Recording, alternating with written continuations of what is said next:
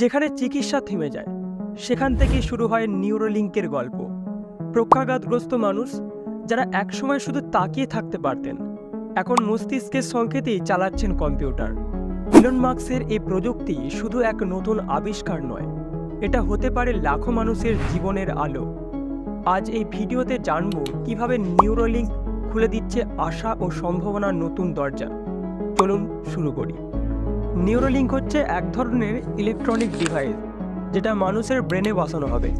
দেখতে একটা কয়েনের মতো, যার ব্যাস প্রায় 23 মিলিমিটার এবং পুরো 8 মিলিমিটার।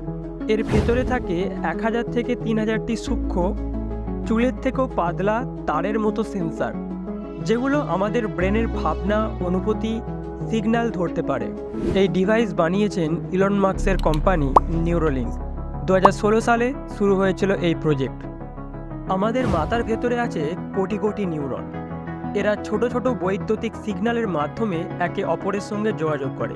এই সিগন্যালই আমাদের ভাবনা, স্মৃতি ও অনুভূতির মূল। নিউরোলিঙ্ক সেই সিগন্যালগুলোকে পড়ে, তারপর সেই ডেটা ওয়্যারলেসের মাধ্যমে ফোন বা কম্পিউটারে পাঠাতে পারে। শুধু তাই নয়, চাইলে সেই চিপ ব্রেনে নতুন সিগন্যালও পাঠাতে পারে। এর মানে পক্ষাগ্রস্ত মানুষ একদিন ভাবনা দিয়েই হাত পা নাড়াতে পারবে, বা অন্ধ মানুষ হয়তো দেখতেও পাবে। 2019 সালে নিউরোলিঙ্ক এক বানরের ব্রেনে চিপ বসিয়েছিল। এই বানর শুধুমাত্র ভাবনা দিয়ে ভিডিও গেম খেলতে পেরেছিল। 2020 সালে শূকরের ব্রেনে বসানো হয়েছিল নিউরোলিঙ্ক। শূকর যখন নাক দিয়ে মাটি করে সেই স্পর্শের সিগন্যালের রিয়েল টাইম দেখা যাচ্ছিল স্ক্রিনে। 2025 সালে প্রথম মানুষের ব্রেনে নিউরোলিঙ্ক বসানো হয়। সেই মানুষটি শুধুমাত্র ভাবনা দিয়েই মাউস চালিয়েছেন, টাইপও করেছেন। ইলন মাস্ক মনে করেন কৃত্রিম বুদ্ধিমত্তা ভবিষ্যতে মানুষের চেয়েও শক্তিশালী হয়ে উঠবে। তখন মানুষ পিছিয়ে পড়তে পারে।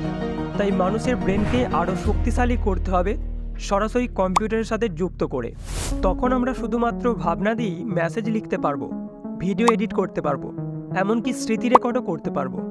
এক কথায় মানুষ হয়ে উঠবে সুপার হিউম্যান। যেখানে স্বপ্ন আছে সেখানে কিছু ভয়ের দিকও আছে। ইমপ্ল্যান্ট বসানোর সময় ব্রেনের টিস্যু ক্ষতিগ্রস্ত হতে পারে ইনফেকশন, বা চিপ নষ্ট হয়েও যেতে পারে। সবচেয়ে বড় ভয় হলো হ্যাকিং। যদি কেউ চিপ হ্যাক করে তাহলে ব্যক্তিগত ভাবনা, গোপন স্মৃতি, অনুভূতি অন্যের হাতে চলে যেতে পারে। এমনকি আমাদের ব্রেনে নতুন ভাবনাও ঢুকিয়ে দিতে পারে। তখন প্রশ্ন ওঠে, আমি কি আর আমি থাকবো, নাকি হয়ে যাব আর একটা প্রোগ্রাম রোবট? নিউরোলিঙ্ক ছাড়াও আছে সিক্রান, যারা মাথা না কেটে রক্তনালীর মধ্য দিয়ে চিপ বসায়। কার্নেল, ব্ল্যাকরক, নিউরোটেক, প্যারাডেমিক, তারাও মানুষের ব্রেন ও কম্পিউটারের মধ্যে সরাসরি লিঙ্কের প্রযুক্তি নিয়ে কাজ করছে।